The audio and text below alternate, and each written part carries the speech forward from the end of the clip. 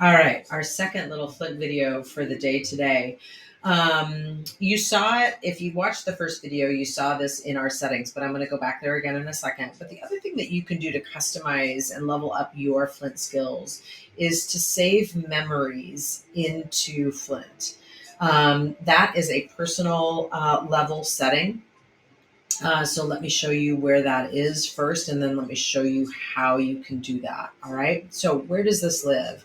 So again, I'm going to customizing my settings. So I'm going to go to my username. I'm going to go to my profile. Okay. And I'm going to look at my profile settings. All right. And we talked in that last little snippet I made about customizing your settings to personalize things about me. But it's here under memories that I think is where you can have an impact. And I'm just going to show you one specific example, and that is my teaching preference for my DBQs. One of the commitments I made this year, it's my professional learning goal, was to use DBQs more in my American history, my US history course.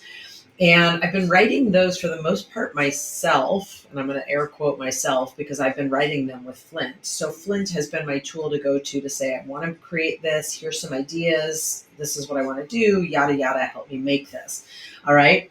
And so I have established a DBQ structure preference based on having written two already. So when I go to write the one for my next one that I have to write, will be for the final exam in December. It will apply this DBQ preference. And you can see this is kind of a fairly long memory. Memories have no limits in terms of each individual memory. It can be as long as you want it to be, or as long as they make it. But you can only have 6 memories. So just keep that in mind. So that's what the memory is. And again, that will apply next time I go to write a DBQ. This memory will get applied to help me make it like the ones I've already had. Okay, so that's what a memory is. This is where they live. Let me show you how I got that there. All right, so I'm going to get out of here. And I'm going to go to my chats. I think I put this in when I was doing my Louisiana Purchase DBQ. Okay, there, yeah, okay. All right, so on this one, I was working on this DBQ writing, right? And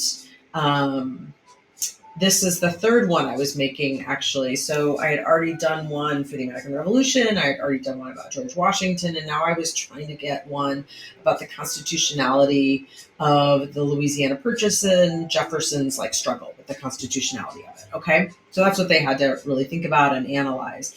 So we worked on it. We built it, Sparky's doing a lot of work here, as you can see. And I'm building a second one because I want them to have choice there. So after having this conversation, and lots of times those conversations might even be longer than that, I said, I am wondering if this DBQ chat and format can be added to my memories. I often do this. It would be helpful to have in my memories. Perfect. I've added this to your memories. That's it. That's all you have to do is tell Sparky in the chat environment, please add this to my memories. And again, you can do that for 6 different memories. And so once I've added that into my memories, then it's in that place that I showed you. Now, if I wanted to go in here and change any part of that memory, you can see I have editing control over this. So I can change the parameters of the memory if I want to. But I didn't type any of this initially. It was 100% generated by Flint and Sparky.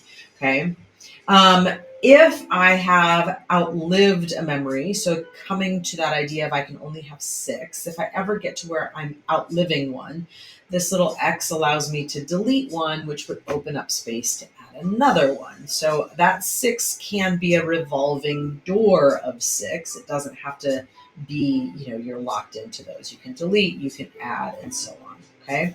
So you can see I've also got it about my chat, my communication preferences, because I'll ask Sparky to help me write things. I think that's it. I only have 2 memories right now. So those are things that, again, can help you to streamline and make you more efficient when you keep repeating a similar conversation with Sparky over time. Okay. And that's kind of what all this is about, right? Ways to help us be more efficient and save some time. So that's one way that you can do that, is by saving memories. So they live under your profile, but for the most part, you're adding them from the chat based on a chat you're having. Because again, there's two things we really do in Flint. We have chats and we have activities.